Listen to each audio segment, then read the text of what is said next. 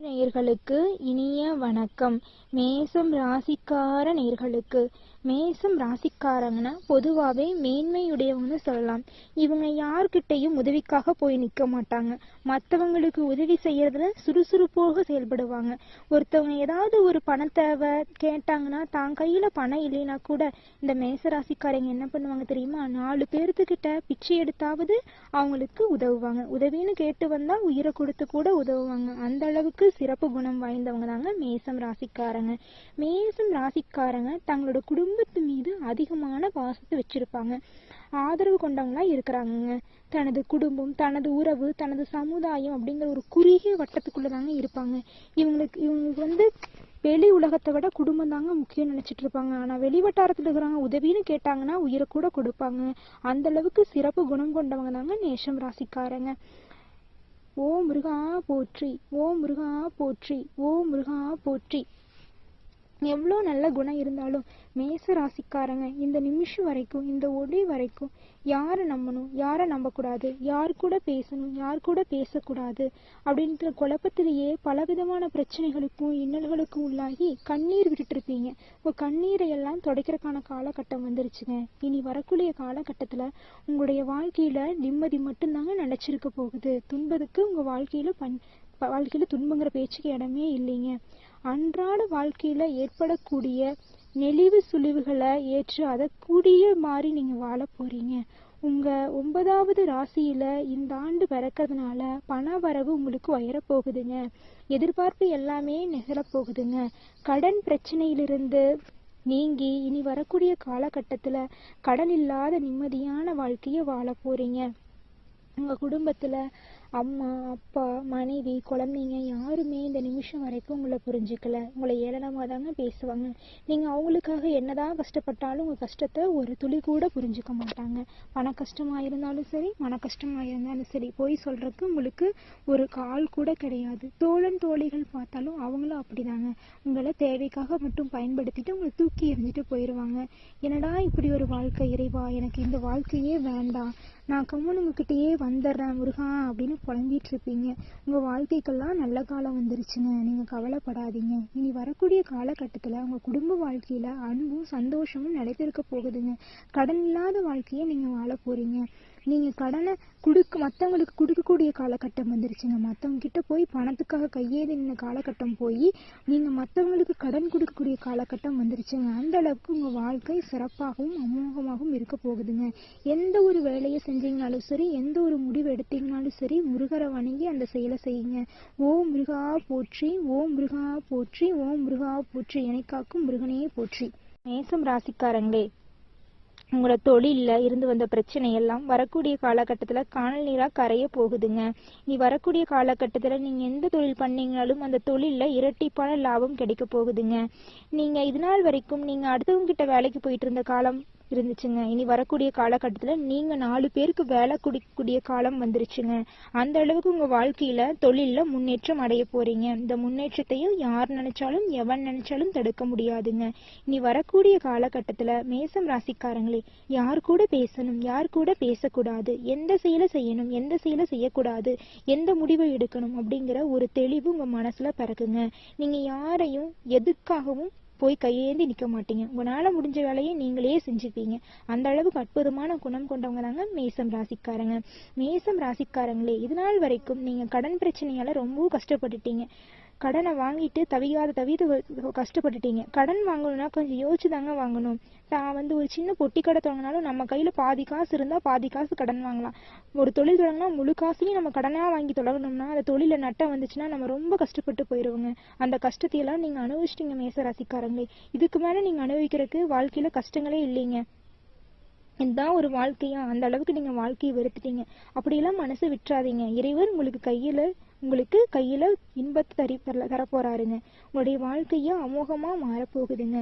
ஓம் முருகா போற்றி, ஓம் முருகா போற்றி, ஓம் முருகா போற்றி. நல்லதே நடக்கும், நல்லது மட்டும்தான் நடக்கும். இல்லைங்க மேசம் ராசிக்காரங்களே, உங்களுடைய வாழ்க்கையில தொழில் சிறப்பா இருக்கணும்னா உங்க இஷ்ட தெய்வமான முருகரை மனதார வேண்டிக்குங்க. உங்க தொழில் சிறப்பா இருக்குங்க. முருகா என்னை காக்கும் முருகா, முருகா என்னை காக்கும் முருகா, முருகா என்னை காக்கும் முருகான்னு மனதார வேண்டிக்குங்க.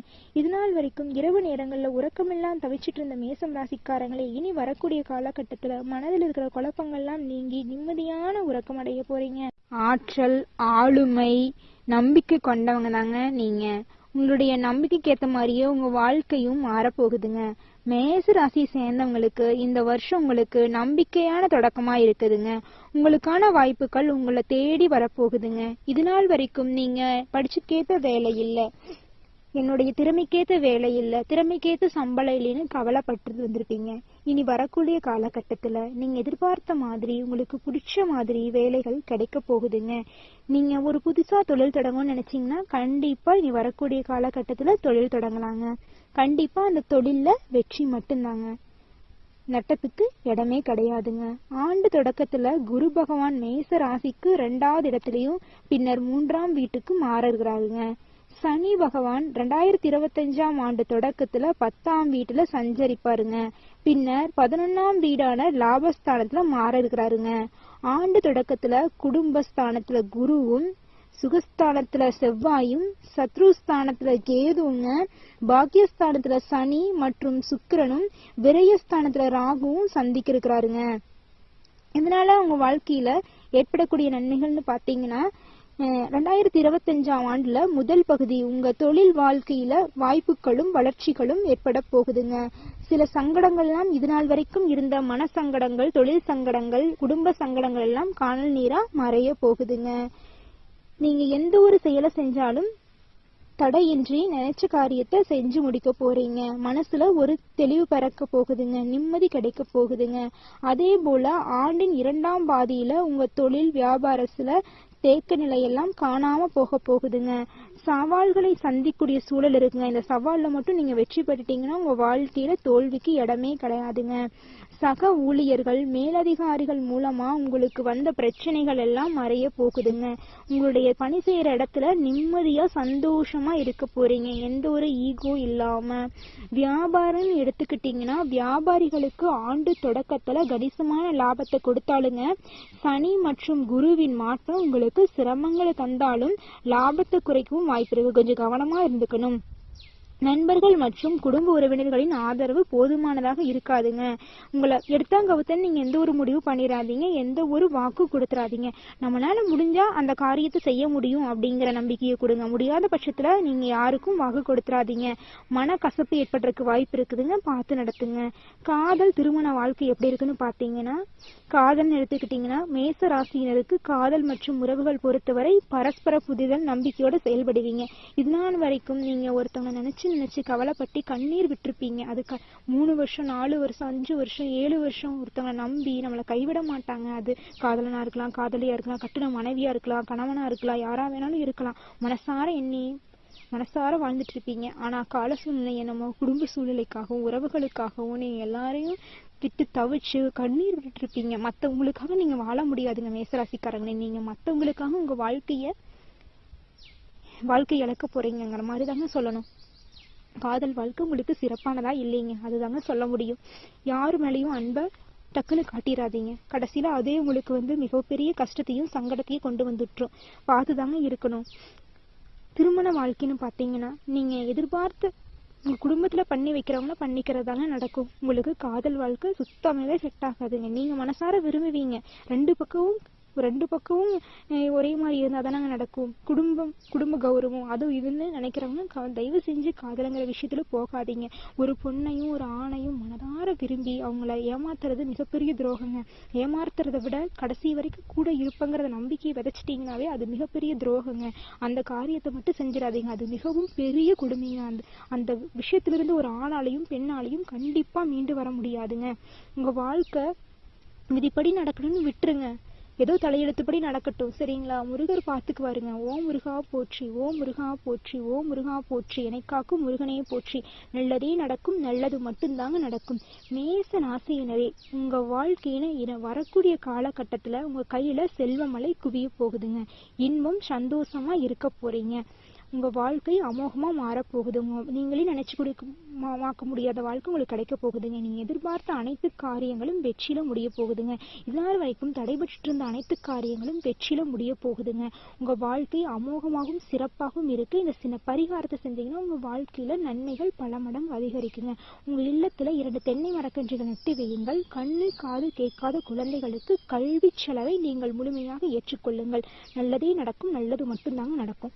ராசிக்காரங்களே, உங்களுக்கு வரக்கூடிய நாட்கள்ல நிதிநிலை எப்படி இருக்குன்னு பாத்தீங்கன்னா, மேச ராசியை பொறுத்தவரை 2025 புத்தாண்டு உங்களுடைய நிதிநிலையில தன்மை குறைவாக தாங்க இருக்கும். பணம் தொடர்பாக யாருக்கும் வாக்குறுதியை கொடுக்காதீங்க. கொஞ்சம் கவனமா இருந்துக்குங்க.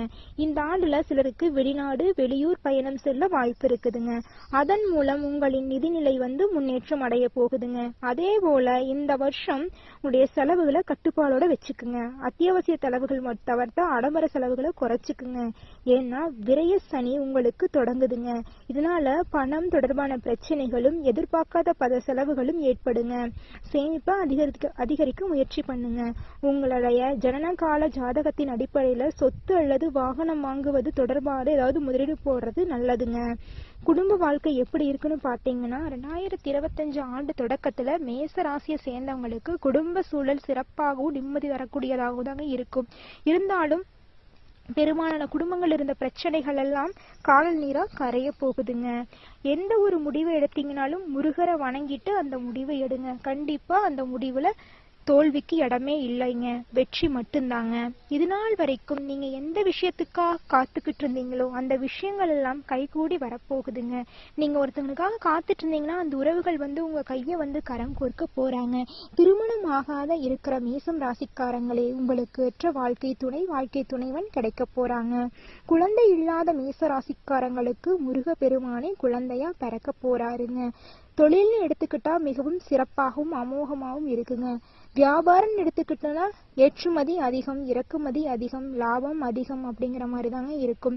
குடும்பம்னு எடுத்துக்கிட்டீங்கன்னா கடன் இல்லாத வாழ்க்கை, இன்பமான குழந்தைகள், சந்தோஷமான வாழ்க்கை, அமைதியான வாழ்க்கை. உங்களுடைய உடல் எப்படி இருக்குன்னு பாத்தீங்கன்னா சிறப்பா அமோகமா இருக்குங்க. உடல்ல எந்த ஒரு நோயும் இல்லாம உங்க மனசுக்கு ஏத்த மாதிரியே உங்கள் உடலும் மனமும் வலிமையா இருக்குங்க. உங்களுக்கு வரவேண்டிய சொத்துக்கள்லாம் உங்களுக்கு சேருங்க. உங்களுக்கு வரவேண்டிய பூர்வீக சொத்துக்கள் எல்லாம் உங்க முன்னோர்களுடைய சொத்துக்கள்லாம் உங்க கையில சேர போகுதுங்க. உங்க கையில பணமழை விளையாட போகுதுங்க. பலவிதமான அதிசயங்களும் அற்புதங்களும் உங்க வாழ்க்கையில நடக்க போகுதுங்க. இந்த அதிசயங்களையும் அற்புதங்களையும் யாராலையும் எவனாலையும் தடுக்க முடியாதுங்க. இது நம்ம இறைவன் உங்களுக்கு கொடுக்கக்கூடிய பாருங்க. ஓம் முருகா போற்றி, ஓம் முருகா போற்றி, எனக்காக்கும் முருகனே போற்றி. நல்லதே நடக்கும். நல்லது மட்டும்தாங்க நடக்கும். மேசம் ராசிக்காரங்களே, உங்களுடைய ஆரோக்கியத்தை எடுத்துக்கிட்டா சிறப்பாக தாங்க இருக்கும். என்ன சிறப்பா இருக்குன்னு தான் இந்த அம்மா சொன்னாங்க. நம்ம வாழ்க்கையில நம்ம கண்டதை சாப்பிடலாம், சிறப்பா இல்லைன்னு சொல்லிடாதீங்க. தயவு செஞ்சு உடல்நலத்தை பார்த்துக்குங்க. ஒரு சுவர் இருந்தாதாங்க ஓவியம் வரைய முடியும். அது மாதிரி தாங்க நம்ம உடம்பு நல்லா இருந்தா மட்டும்தான் நம்ம நல்லது கெட்டது வாழ்றது, கஷ்டம் துன்பம் எல்லாத்தையும் நம்ம அனுபவிக்க முடியுங்க. வாழ்றது ஒரு முறை தாங்க. வாழ்க்கைங்கிறது வாழ்றதுக்காக தாங்க. இதை புரிஞ்சுக்குங்க. கண்டதையும் சாப்பிடாதீங்க. எதை சாப்பிடணும் எதை சாப்பிடக்கூடாதுன்னு பார்த்து சாப்பிடுங்க. எண்ணெய் பலகாரங்களை தவிர்த்துருங்க. எது உடம்புக்கு தேவையான சாப்பாடோ அதை மட்டும் சாப்பிடுங்க. பசி இருந்தா மட்டும் சாப்பிடுங்க. அளவுக்கு மீறி சாப்பிடாதீங்க. அளவுக்கு மீறினால் அமுதவும் நஞ்சுன்னு சொல்லுவாங்க. அந்த மாதிரி தாங்க உங்கள் குணத்தை போலயே மேசம் ராசிக்காரங்களுடைய வாழ்க்கையும் சிறப்பாகவும் அமோகமாகவும் இருக்குங்க. மேசம் ராசிக்கார நேயர்களே, உங்க வாழ்க்கையில மீண்டும் மீண்டும் நன்மைகள் அதிக அளவு நடைபெற சின்ன பரிகாரத்தை பண்ணுங்க. உங்க வாழ்க்கையில நன்மைகள் பல மடங்கு ஆகுங்க. அருகில் இருக்கிற சிவபெருமான் கோயிலுக்கு சென்று சிவபெருமானை உங்கள் மனதில் இருக்கிற கவலையெல்லாம் சொல்லி கண்ணீர் விட்டுட்டு வாங்க. கண்டிப்பா உங்க கவலைக்கு எல்லாமே ஒரு முடிவு கண்டிப்பா சிவபெருமான் தருவாருங்க. உங்க வாழ்க்கைக்கு ஒரு முடிவு கிடைக்குங்க. உங்களுடைய நம்பிக்கைக்கு வெற்றி கிடைக்குங்க. கண்டிப்பா நல்லதுதாங்க நடக்கும். ஓம் சிவபெருமானே போற்றி, ஓம் சிவபெருமானே போற்றி, ஓம் சிவபெருமானே போற்றி, எனக்காக்கும் முருகனே போற்றி, எனக்காக்கும் முருகனே போற்றி, எனக்காக்கும் முருகனே போற்றி. நானும் நல்லா இருக்கணும், என்னை சுத்தி இருக்கணும் நல்லா இருக்கணும் நினைக்கக்கூடிய மேசம் ராசிக்காரங்களே, உங்களுடைய எண்ணம் போல இனிவரும் காலகட்டத்துல உங்க வாழ்க்கை சிறப்பாகவும் அமோகமாகவும் அற்புதம் யோகமாகவும் இருக்குங்க. நீங்க கல்வின்னு எடுத்துக்கிட்டீங்கன்னா உங்க கல்வியில படிச்சுட்டு இருக்கிற குழந்தைங்க மேசராசிக்காரங்களுக்கு கல்வி சிறப்பா இருக்குங்க. தொழில் எடுத்துக்கிட்டா தொழில லாபம் பல மடங்கா இருக்குங்க. குடும்பம் எடுத்துக்கிட்டா அன்பு, பாசம், பிணைப்பு, கடனில்லாத வாழ்க்கை, நிம்மதியான உறக்கம், திருமணமாகாத குழந்தைகளுக்கு, ஆண் பெண்களுக்கு சரியான வாழ்க்கை துணையோடு திருமணம் நடக்கும். கவனமாக இருக்க வேண்டியதுன்னு பார்த்தீங்கன்னா காதல் விஷயத்துல கவனமா இருக்கணும். அந்த விஷயத்துல மட்டும் மனசை பறி கொடுத்துறாதீங்க. நம்ம வாழ்க்கையில நடக்கிறது நடக்கட்டும் அப்படின்னு விட்டுருங்க. நீங்க நம்பிக்கை இழந்துடாதீங்க. உங்களுடைய எண்ணம் போலயே உங்க வாழ்க்கையில நல்லது மட்டும்தாங்க நடக்கும். முருகரை வேண்டிக்கிட்டு எந்த ஒரு காரியத்தை செஞ்சீங்கனாலும் அந்த காரியத்துல வெற்றி மட்டும்தாங்க. ஓம் முருகா போற்றி, ஓம் முருகா போற்றி, ஓம் முருகா போற்றி. நல்லதே நடக்கும், நல்லது மட்டும்தாங்க நடக்கும். முருகா போற்றி, முருகா போற்றி, முருகா போற்றி. நன்றி, வணக்கம்.